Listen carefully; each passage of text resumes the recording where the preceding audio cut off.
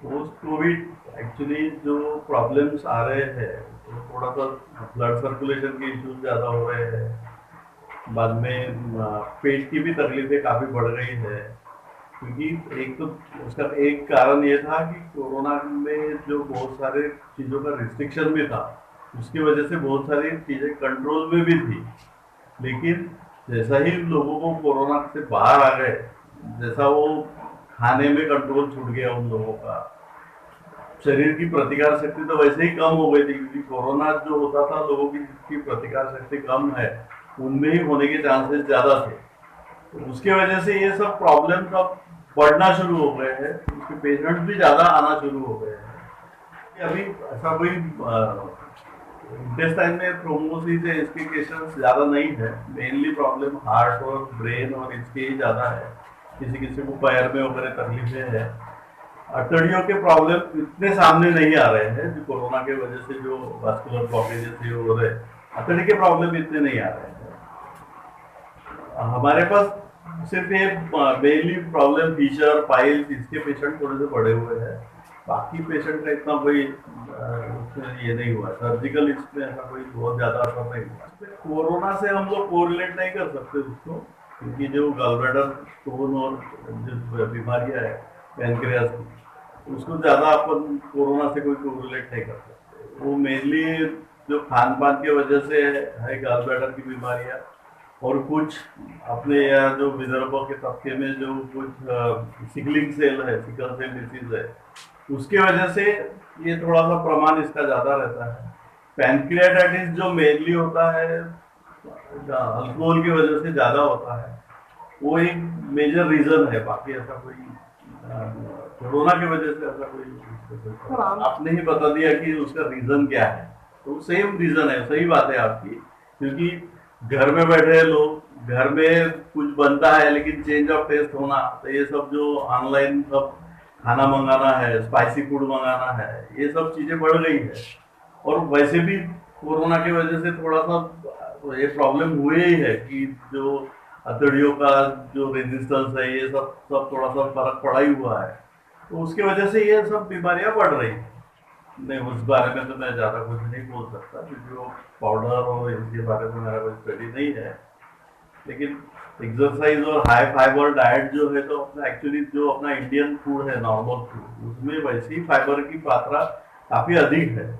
अब लेकिन वो लोग जो फाइबर फूड अपना इंडियन जो डाइट है, नॉर्मल रेगुलर डाइट, वो छोड़ के फास्ट फूड की ओर भाग रहे हैं। उसके वजह से ये सब प्रॉब्लम आ रहे हैं। ये भी नहीं, उस बारे में तो ऐसा है कि वो फंगस और ये जो है वो तो लो इम्यूनिटी की वजह से है, और उसका और एक कारण कुछ समझ में नहीं आया है। क्योंकि फंगस तो आमतौर पे सभी जगह पे रहता है, यानी इवन नॉर्मल कोर्स में भी वो पहले भी था, आज भी है, लेकिन उसकी केसेस कोरोना के बाद बढ़ी हुई है।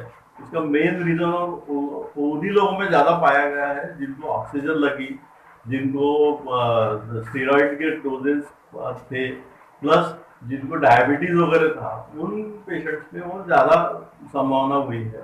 बाकी ऐसा नहीं बोल सकते कि खान पान या इसकी वजह से इसमें कोई फर्क पड़ा है। स्टीरॉइड का देखो, स्टीरॉइड का वापर पहले से भी हो रहा है, अभी कोरोना काल में काफी लोगों में ज्यादा इस्तेमाल हुआ है।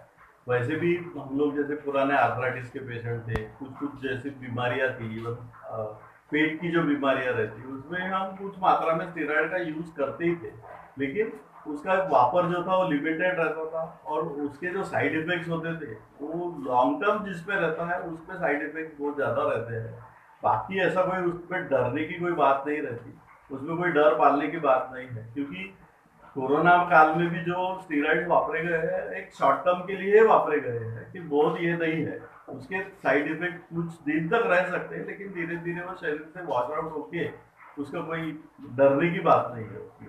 हम लोग देखो अभी जो भी लेटेस्ट जो टेक्नोलॉजीज है उस सबका वापर करते हैं, जैसे लेप्रोस्कोपी सर्जरी है, बाद में पाइल्स में वगैरह भी जो इंफ्रारेड थेरेपी है, उस टाइप की सब चीजें हम लोग वापर रहे हैं। मैंने अभी जो जितने भी जो मॉडर्न ये है, और हमारा आईसीयू भी पूरी तरह से वेल इक्विप्ड है, वेंटिलेटर अच्छे क्वालिटी के वेंटिलेटर्स है, अच्छे क्वालिटी के मॉनिटर्स है, सभी सुविधाएं हम लोग प्रोवाइड कर रहे हैं।